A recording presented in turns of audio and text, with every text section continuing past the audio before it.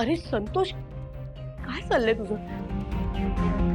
सिंचना तू पण थांब आणि मुलांना तो वाद नको. घरात नवीन वस्तू आलीये, नवं काम सुरू करणार आहोत आपण. त्यात हे सगळं काय आहे? थांबा आता. नवीन सामान, नवीन खर्च करा, खर्च करा, कर्ज काढा, इथे विजेची बिलं वाढणार, त्याचं काय कोणाला? खरंच बाई वहिनी, कसं काय सहन करता तुम्ही या माणसाला? सिंचना, काय नाही अगं, दृष्टिकोनाचा फरक आहे ना. आणि तसंही हे बोलतात ते फार मनावर घेत नाही मी. आणि त्यांचं बोलणं ना ते काळी तीट असते की नाही तसं घेते मी. आता तू बघ, आमच्या बिझनेसमध्ये सगळं चांगलंच होणार, हो की नाही आई? संतोषचं काय करायचं ते मला कळत नाही,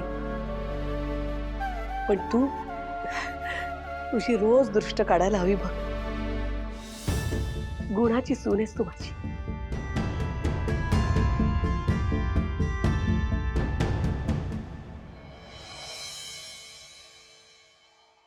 वीणा, हाय. झाली का ग रांगोळी काढून? होय, झालीच आहे. वा वा, छान. अरे सुरूच आहे अजून तुमची तयारी? होऊ दे होऊ दे, मी चाललोय कामाला. 4 दुकानांच्या ऑर्डर आहेत, त्या आज कम्प्लीटच करून टाकतो. ऐका ना, काय? मी काय म्हणते, हो पूजा म्हणलीये नारळ फोडला की लगेच जा मग. आता कसं लागली ना माझी गरज. संतोष, एक मिनिट. अरे घरात स्वयंपाकासाठी नारळ हवा असतो, तो फोडायला तुला नाही बोलवत आम्ही. पण आज घरात एक नवीन वस्तू आली आहे, त्याची पूजा करायची होती, तिथे नारळ फोडायचा होता आणि तो मान तुला द्यावा असं तुझ्या बायकोला वाटत होतं.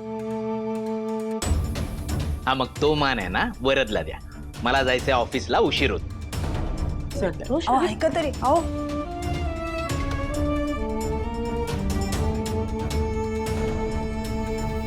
वीणा, अगं तू कशाला तोंड पाडतेस? त्याला नाही मान घ्यायचा, राहू दे. आणि बरोबर बोलला, वरद आहे की नाही, तो या घराचा महत्वाचा भाग आहे. आज त्याला मान देऊ. वरद, ए बाळा.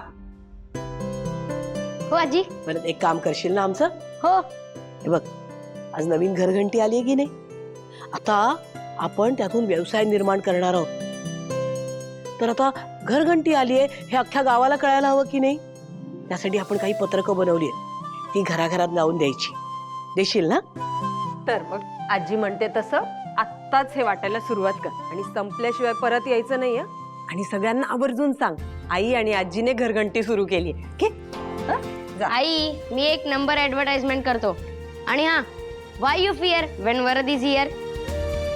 पण आजी, मला रात्री पावभाजी करायची. हा करते. आई आणि सावकाश. आजीने चालू केली घरघंटी. आता काय गावभर कळतंय सगळ्यांना. बरं चल, बाकी पूजेची तयारी कर. Pamphlet, seriously? हो, आजच्या काळात पॅम्पलेट्स वगैरे कोण वाचतं? काही उपयोग होणार नाही पॅम्पलेट्सचा.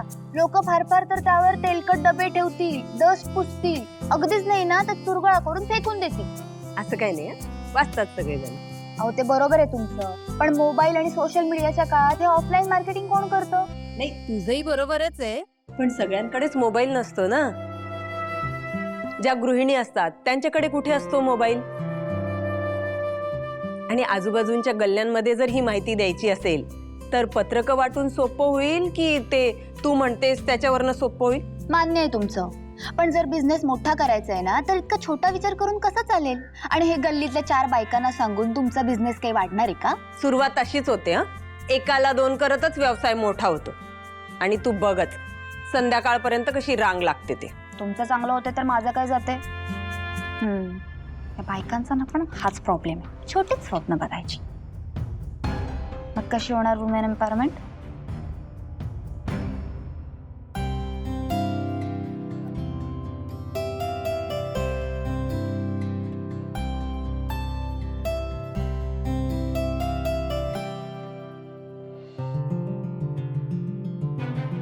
सिद्धू, तू?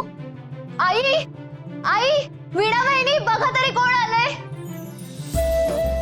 सिद्धू, फायनली तू सुटलास. हो. हे काय लागले तुला? अगं का ते ते सोड ना, काही अरे, नाही असं कसं? अगं काही नाहीये ते.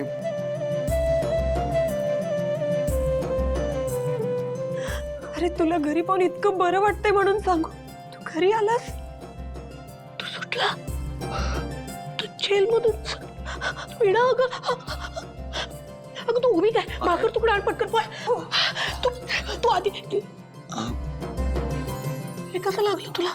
नाही कुणी काही केलं तुला नाही नाही नाही नाही. तिकडे जेल मध्ये? काकू काकू काकू काकू तसं काही नाही झालंय. खोटं बोलू नको. नाही नाही नाही, ते माझं तुला आपलं काकू, मी खरंच सांगते तसं काही नाही झालंय. फक्त मला सांग ना. अगं आण ना वीणा. हा. थांब तू, थांब तू. कोणाकोणाची दृष्ट लागली तुला?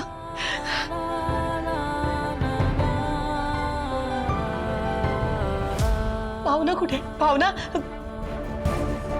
भावना नाही आली.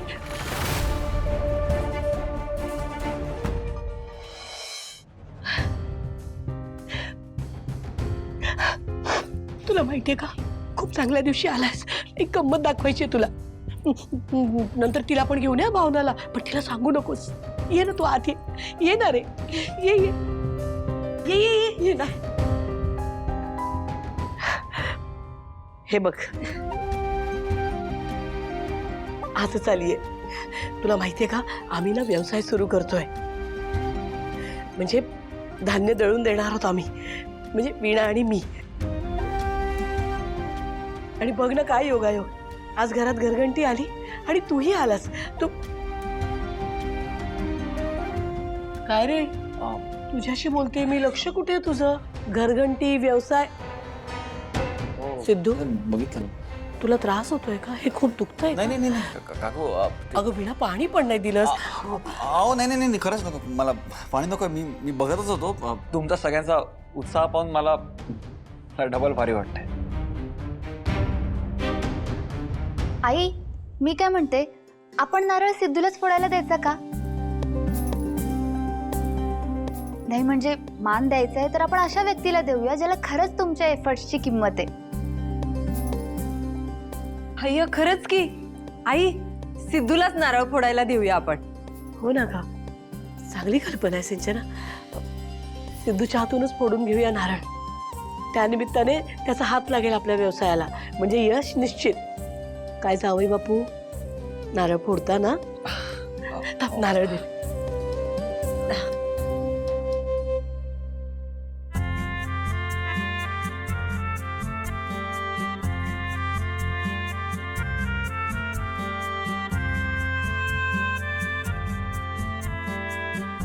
भावना, मी जेलमध्ये असताना तू दोन्ही घरच्या जबाबदाऱ्या पार पाडल्यास, पण आता मी जेलमधून सुटलोय तेव्हा या दोन्ही घरच्या सगळ्या जबाबदाऱ्या पार पाडताना, या माणसांसाठी उभं राहताना मला तुझी साथ हवी असताना तू नाही आहेस माझ्याजवळ.